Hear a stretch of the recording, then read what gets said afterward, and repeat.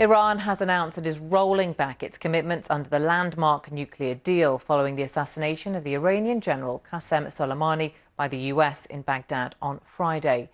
In a statement, Tehran said it would remove all limits on uranium enrichment, but those steps could be reversed if Washington lifted its sanctions on Tehran.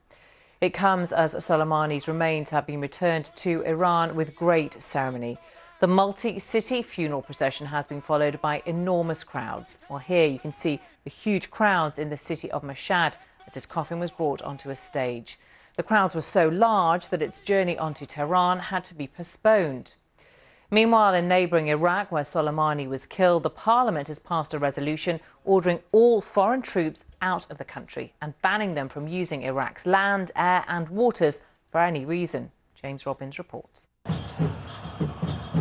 Tens of thousands of Iranians are mourning General Soleimani and apparently getting behind their leaders promising revenge.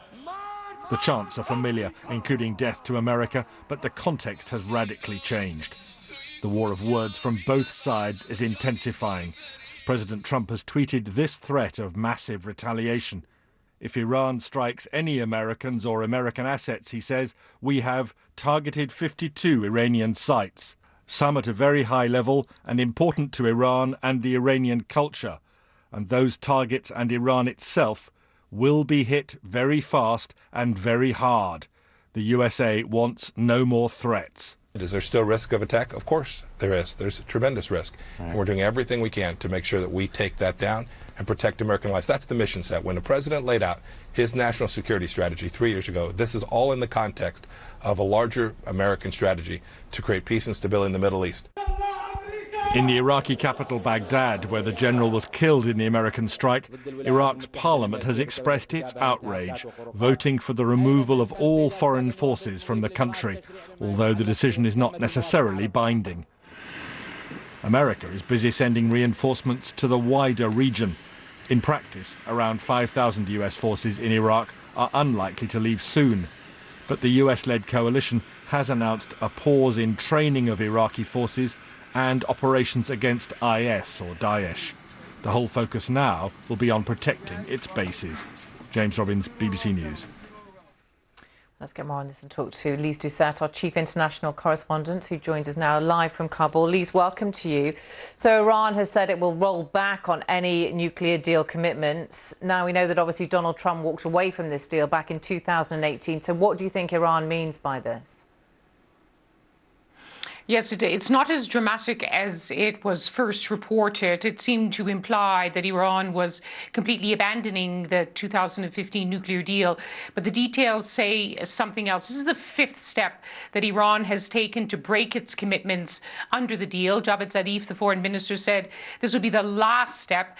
And under a deal, I mean, essentially the bargain in the deal was that Iran would limit its enrichment of uranium under its nuclear program in exchange for the lifting of sanctions, many of them by the US. Now what it's done is said there's no limits to our uranium enrichment.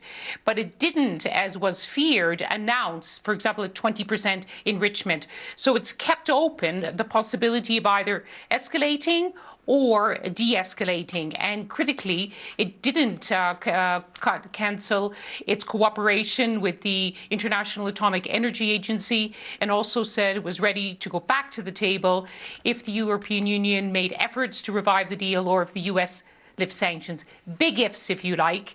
But not a great signal, but not a terrible signal either, that it hasn't completely shut the door on a deal which is basically hanging by a few threads.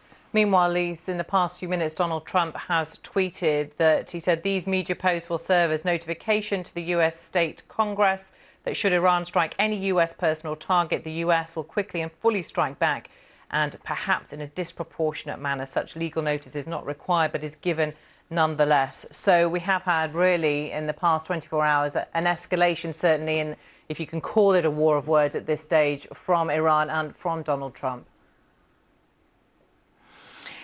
I mean, that Twitter post just came out, and it's quite strange in a way because, I mean, the world knows now that Donald Trump conducts a lot of his foreign policy by Twitter. But under the U.S. War Powers Act, the U.S. government was obliged to inform the Congress 48 hours after it carried out any military activity, which it did. Now, is Donald Trump saying in this post that from now on, he simply will inform the Congress by these Twitter posts? I'm not sure that's going to satisfy people in the House who are now starting to ask questions about the action taken in the killing of Qasem Soleimani and another main Iraqi leader. But the other word, which is very worrying, is this idea of disproportionate. We had heard earlier that the United States had been sending messages to Iran through a large number of intermediaries saying, we know you're going to retaliate, but please retaliate in a proportionate manner. In other words, let's not keep escalating. With all of these cries for revenge and retaliation sounding across the region among the supporters of Qasem Soleimani, perhaps Donald Trump is now saying, well, listen, whatever you do, we're going to get back and hit you even harder. And in the present context, that is worrying indeed. OK, Lise Doucette in Kabul for now. Thank you. This is BBC World News Today. I'm Samantha Simmons. The latest headlines. Iran announces it will roll back its commitments from the nuclear deal even further following the US attack that killed General Qasem Soleimani. Let's take you live now to Tehran, where the funeral procession that's been taking place throughout the day through several cities in Iran has now reached the capital, Tehran. Thousands of people have been out on the streets to pay their respects, and you can see in Tehran many thousands more waiting to catch a glimpse of the coffin of General Qasem Soleimani.